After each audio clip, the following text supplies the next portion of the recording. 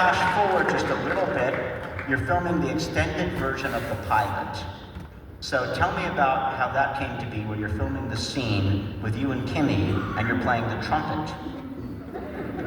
Did you play the trumpet before, or was this something that David came up with and told you to do? No, I had never played a trumpet, but I was young, naive, and so when David said, "Can you play the trumpet?" I went, "Oh yeah."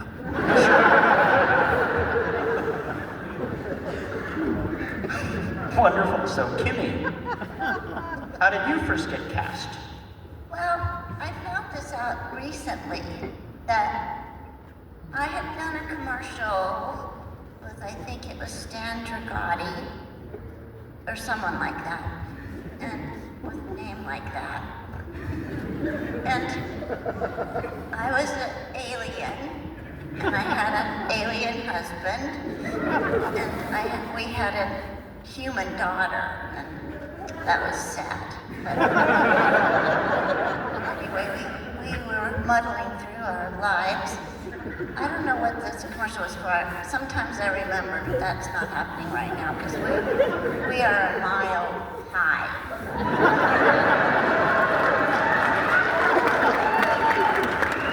I'm using all my core muscles to stay on this couch.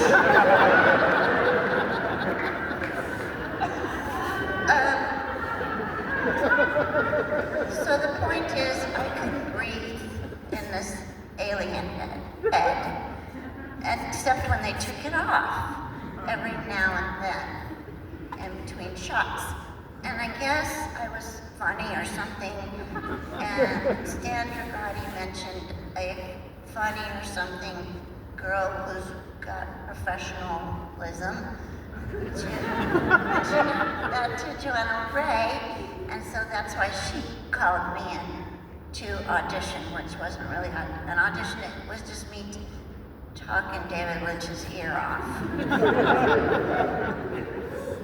So then, let's move forward to you filming the pilot. Now, Lucy's first speech that she gives to Truman about the black phone, not the brown phone, on the table by the red chair, all of that was not scripted. So how did that come to be on set? Because that kind of really informed Lucy's character quite a bit. David took me aside and put his hands on my shoulders and said, "Now, Lucy is not dumb. She has her finger on the pulse of the town so that she can help the sheriff do his job and be efficient. Now, you guys just remodeled the lobby, painted it, moved the pictures, moved everything, the lamps, the tables, and there's an important call from Pete up at the mill, and you need the sheriff to answer the correct telephone." No, he didn't say that. Answer the phone over there. And how would Lucy say that? And I was looking right in his eyes, and he was looking down into mine, because everyone does. And I got this, message, and I just said it. Where it was with the black one, not the, anyway, he went, "Aces, that's it, let's shoot it." So I didn't write it, I didn't improvise it. He telepathically sent it to me, and I just repeated it. Excellent, thank you, Kimmy. So Sabrina, how did you first get involved in Twin Peaks? So, if some of you don't know who I am, I originally started as a production coordinator on season 2. So I was working as a production coordinator while season 1 was airing, and I fell in love with the show. Maybe some of you can relate. And I wanted to work on that show, and that is the only time I've ever called. I called the production office and asked if I heard it was picked up for a second season, if they needed a production coordinator. And the producer, Greg Feinberg, answered the phone. Producers never answer the phone. And he said, "Yeah, we do need somebody. Can you come down tomorrow?" And I said, "Sure," and I did. And he said, he met me and he said, "Okay, you start Monday." So it was like Bait? So I don't know if it was easy, allowed to guys. use Come them. to Hollywood. It's so easy. Sabrina had serious chops to be able to call grapevine. Believe me. Sabrina, what would have been a typical day of work like on season 2 for you versus your job as executive producer on season 3? Oh, well, season 2, so much easier. I dealt with all the actors. I did all their contracts, and I'd fly everybody in and fly people out. And I pretty much handled all of the things in the office, so all the paperwork, all the union stuff, all the kind of dry stuff that people don't want to think about when they talk about a TV show. But that's what I did, and I enjoyed it because I was really good at it, very detail-oriented. So any of you people who are anal, that's the job.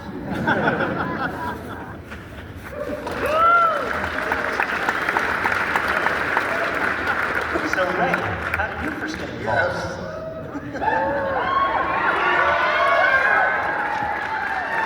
I have to sit forward. I get too lost in this chair. Okay. Yes, your question. How did you first get cast?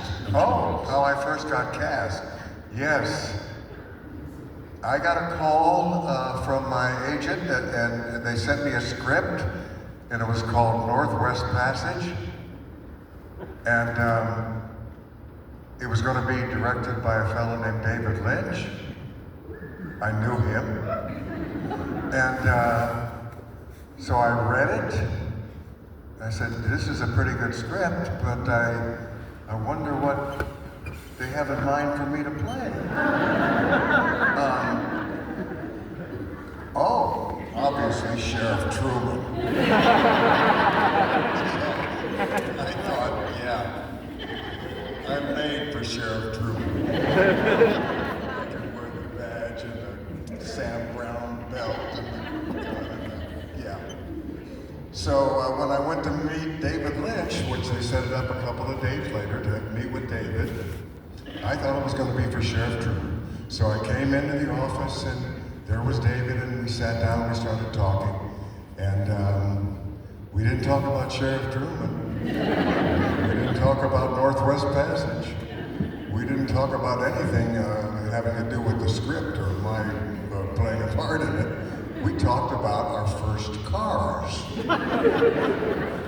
And David's, I believe, was a Volkswagen Bug. Mine was a 1960 Alfa Romeo convertible. I paid $1,100 for in 1965. That was all the money I had in the world that I had gathered up for 8 or 9 years. And that was a lot of dough in 1965, $1,100. Well, this car, this 60 Romeo, lasted me for a year. And it all started falling apart. And the parts cost too much and I couldn't afford it anymore. But for a year, it was a real chick magnet. I had the greatest time for a year. My fondest memories are from drive-in movies.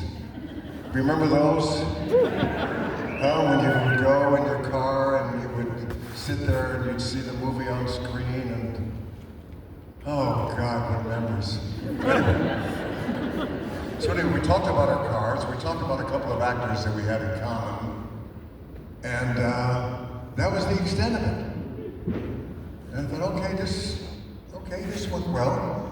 So I went home and feeling okay, and a couple of days later I got a call from my agent saying, you know, David wants you to play Leland Palmer. I said, what? Leland Palmer? What? Who the hell is he? So I had to go back to Northwest Passage. I'm looking through it and said, here's Leland. He finds out his daughter's dead and he cries. And here he is. He's going to the hospital mortuary his daughter's body, and he cries.